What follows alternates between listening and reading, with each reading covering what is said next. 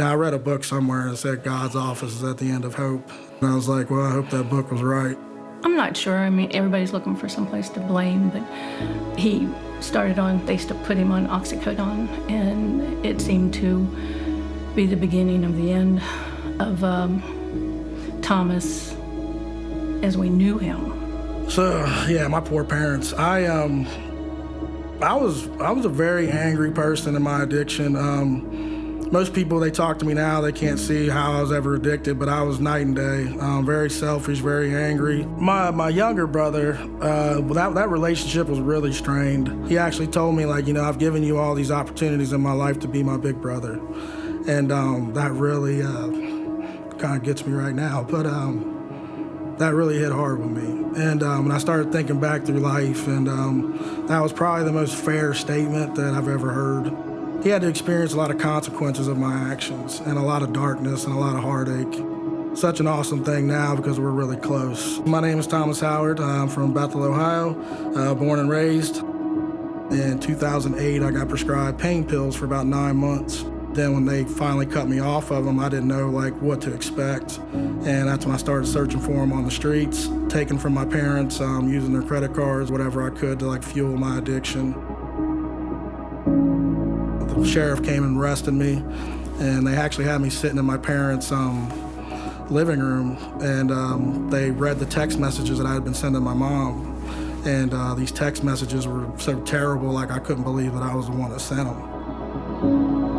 That was probably the first time there was some realization, oh wow, kind of like somebody playing you a recording of you doing something terrible and not realizing until you watch it. So they took me to jail, and I had to do 45 days. My mom came in to see me, and I remember just telling her I just need to get help or I'll go anywhere, just try to find me something.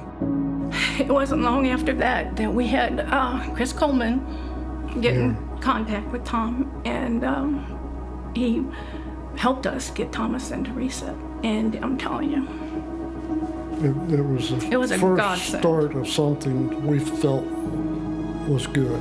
It was the light at the end of the tunnel that we hadn't seen for 15 years. I love this child. I can't trust somebody else to heal him. But it wasn't until we came to that point to where we, you let go, let God, let go, let God, and let Reset.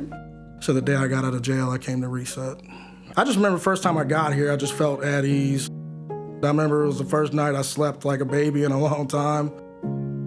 I always grew up believing in Jesus, but I didn't really know about a relationship with Jesus. So I got baptized when I was here, and we did the Emmaus walk when I was here. That was a really powerful thing for me. Especially, it really provided a lot of reconciliation with my family. Everybody here communicated to you really well. Everybody was kind, but they also let you know what you needed to hear. But they told it to you in a way that you could receive it. That's probably one of the biggest things I learned here was how to communicate to people effectively. One of the big things was community and learning to be a part of a community. So I met my wife in 2020. We had a point where we split up, and she was like, I just don't think that you really are committed to this. And I'm thinking I'm God's gift to her, and I'm doing all these things, and I'm great, and blah, blah, blah. And, so then I remember I was real bitter about it at first, but for once, instead of me using a relationship to tank my recovery, I actually called my boss, Dr. Bolus, and said, hey, I just said things to my girlfriend that I just, was uncalled for.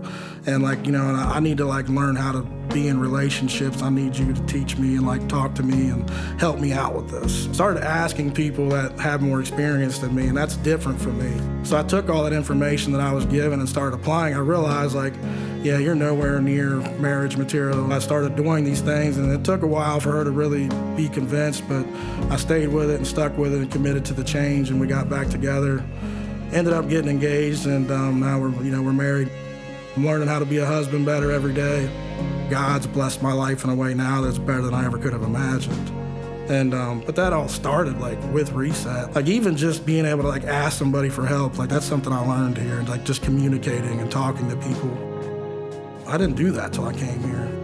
But I don't think I was a good friend until I learned from them. Nowadays, me and my relationships with my parents are wonderful. I talk to them all the time. My dad was my best man at my wedding. So it's kind of cool, like now it's like I'm able to help and give back to my family and be there for them the way they were for me. He has used everything he went through to turn around and be a counselor. And I think he's really good at it. So I've been with New Destiny since 2018. Been counseling since 2020. I'm an inpatient counselor there. We have 72 inpatients. We're a faith-based 9-month inpatient program.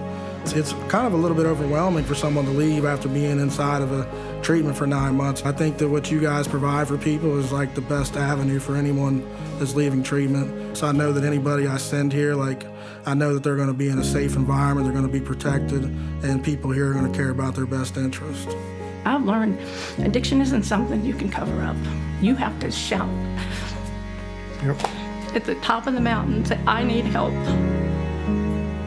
And that's what Reset was to us. The rippling effect of rehabilitation is one of the greatest things we ever felt as a family.